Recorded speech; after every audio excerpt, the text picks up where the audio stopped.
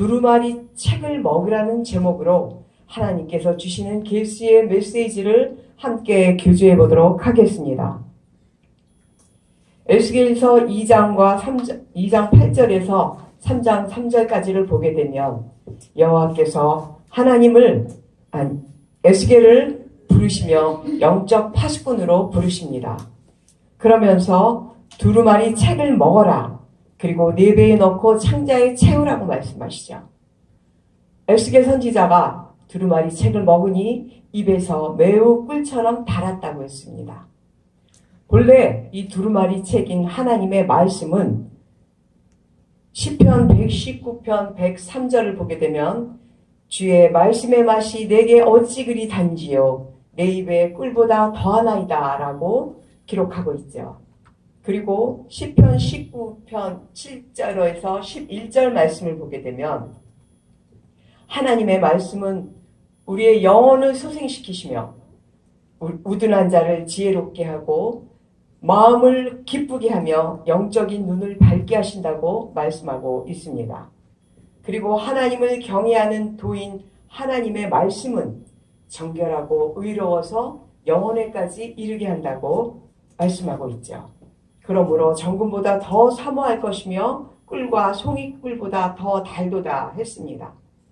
그런데 에스겔 선지자가 이 말씀을 그 꿀같은 그런 책의 안팎을 들여다보니 애가와 애곡과 재앙의 말씀으로 가득 차 있다고 기록되어 있다고 하죠.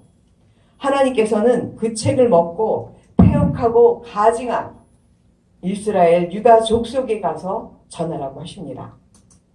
그리고 에레미야 17장 1절의 말씀대로 유다의 죄는 금강석 철필 끝으로 기록될 만큼 아주 악하고 아주 가증스럽고 아주 패역하다고, 그래서 하나님께서 에스겔 선지자의 이 말을 금강석과 같이 강하게 하셔서 에스겔 선지자를 보내시죠. 금강석의 의미는 강한 영적 그런 능력을 영적으로 무장하게 하신다는 의미입니다.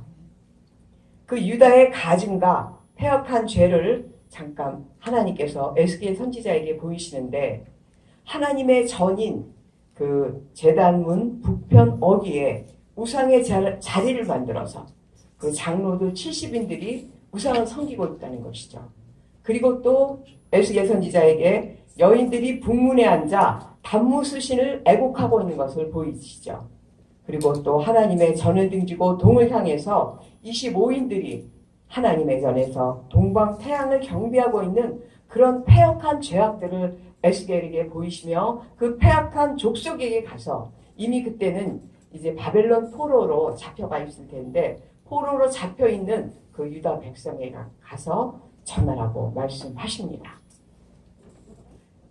그리고 본문 계시록 10장 전체를 보게 되면 10장 1절에는 힘센 다른 천사가 작은 책을 갖고 있다고 했는데, 그 힘센 천사는 예수 그리스도를 상징하는 것이죠. 하나님의 영광과 또 하나님의 언약과, 그리고 발에 불기둥으로 된 그 천사는 그 심판을 하시는 하나님의 영광이, 그 형상이 자세히 나타나는 그런 메시아적인 모습으로 그 예수 그리스도를 상징하는 그 모습에서 그 천사의 손에 완성된 작은 두루마리 책을 이제 사도 요한에게 먹으라고 그러죠. 그 책을 먹으니 사도 요한도 입에서는 달았는데 배에서는 쓰게 되더라고, 쓸 것이라고 아예 하나님께서 말씀하십니다. 그래서 그 책을 먹으니 배에서는 쓰더라 했습니다. 그것이 무슨 의미입니까? 마태복음 10장 34절을 보게 되면 예수 그리스도께서 내가 세상에 화평을 주러 온 줄로 생각 마라. 화평이 아니요 검을 주러 왔다고 하시지 않습니까? 그 검이 무엇입니까? 말씀의 검이죠. 말씀의 검으로 내가 너희들을 찔러 쪼개서 너희들을 부수고 심판할 것이다라고 예수님께서 말씀하고 계신 줄 믿습니다. 그리고 누가복음 12장 49절에서는 내가 불을 던지러 왔다. 이미 이 불이 붙었으면 내가 무엇을 원하리요? 라고 예수님께서 말씀하시는데 이 불이 무엇입니까? 바로 말씀의 불 아닙니까?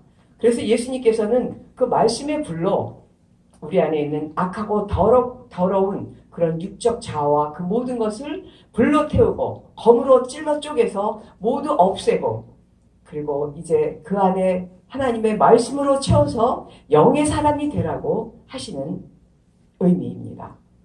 그래서 이 두루마리 책을 먹으려는 것은 그 책을 먹고 내 안에 있는 그 어두움과 그 영적 전쟁을 치러서 내가 온전한 영의 사람이 되어서 이제 하나님의 복음을 나가서 선포하라고 하시는 내용입니다. 오늘 이 말씀 가운데서 우리가 깨달을 것이 있습니다. 계시록 10장 11절을 보게 되면 백성과 나라와 방언과 임금에게 다시 예언하여야 하리라 했죠. 그러면 지금 우리는 어느 시대에 살고 있습니까? 계시록 11장에 두 증인의 삶을 살아가는 그 시대에 우리는 살고 있다는 것이죠. 그래서 저와 여러분은 이 두루마리 책을 먹고 내 안에서 영적 전쟁에서 승리하여서 다시 나가서 증인의 삶으로 예언을 해야 된다는 의미입니다.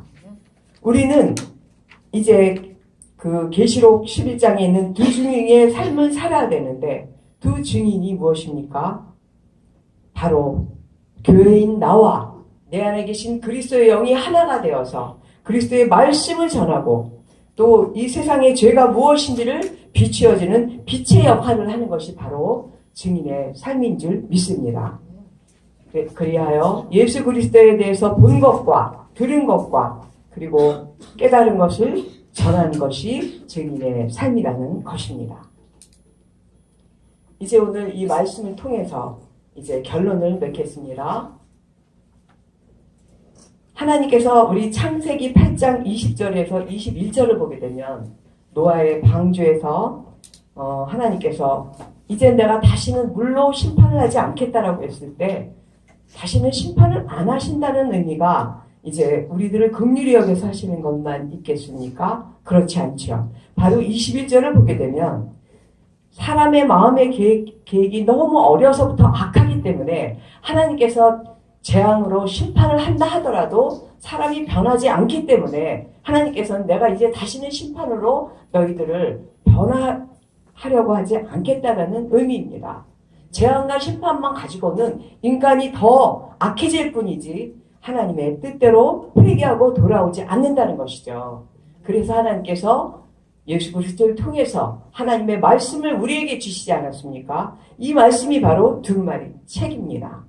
이 말씀을 가지고 우리는 이제 내 자신부터 내 안에 있는 모든 영적 자아와 그 육적 자아가 말씀으로 쪼개지고 태워져서 이제 내가 완전한 영의 사람이 되어서 그리스도의 신부가 됐을 때 나아가서 그 영적인 말씀으로 나아가서 전할 때만이 영원권을 할 수 있다는 것입니다.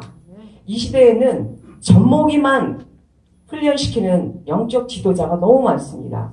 예수님께서 뭐라고 하셨습니까? 아이 벤 자와 젖먹이는 자에게 화가 있다고 하셨죠. 예수님께서 마태복음 23장에 되면 7개의 화를 말씀하시는데 거의 영적 지도자에게 주시는 말씀이라는 것입니다. 세계를 두루다니면서 전도를 해놓고 배나 지옥 자식을 만들고 있는 게 지금 영적 지도자라는 것이죠. 그리고 그들이 자라서 성숙돼서 젖먹이에서 점점 자라서 말씀으로 자라서 이제 단단한 식물을 먹을 때까지 양육하는 것이 아니라 영적 지도자 자체도 젖먹이 신앙밖에 안 되다 보니 전도해온 그들에게도 젖먹이로만 키우고 있다는 것이죠. 그렇다면 젖먹이들은 어떻습니까? 젖먹이 신앙인자들은 세상적인 그 말이 들어오면 바로 그 유혹에 넘어갑니다. 그래서 분별력도 없어지고 세상에 나아가 세상 사람들과 섞여서 살면서도 나는 예수 믿으니까 구원받아서 천국 간다라고 잘못 깨닫고 있다는 것이죠. 그것은 바로 지금의 영적 지도자들이 젖먹이 순에 있기 때문에 바로 영적 지도자들이 그 책임에 있다는 것입니다. 영적 지도자들부터 이 말씀에 이 깊이로 들어와서 젖먹이에서 이제 죽을 먹고 밥을 먹고 단단한 식물을 먹어서 그래서 성숙된 말씀으로 이제 다시 예언해야 될 때인 줄 믿습니다. 그래서 우리는 우리 영적 지도자들부터 제대로 이제 올바른 성전이 되고 모퉁이 돌이 되신 예수께서 그리스도께서 머리가 되실 때 우리가 바로 성전이 될 수 있는 것은 우리가 바로 말씀으로 바로 서서 영적 파수꾼의 역할을 할 수 있게 된다는 것이죠. 그것이 바로 계시록 10장 7절에 말씀하시는 하나님의 비밀이 되는 것입니다.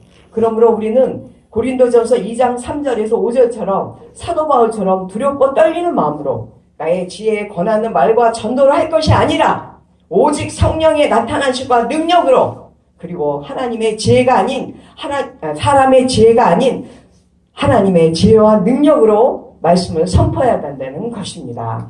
그리하여 하나님께 의탁하고 하나님께서 하시도록 저와 여러분은 그저 성령께서 이끄시는 대로 성령의 도구로 살아나갈 때 증인의 삶을 살 수 있는 것입니다. 감사합니다.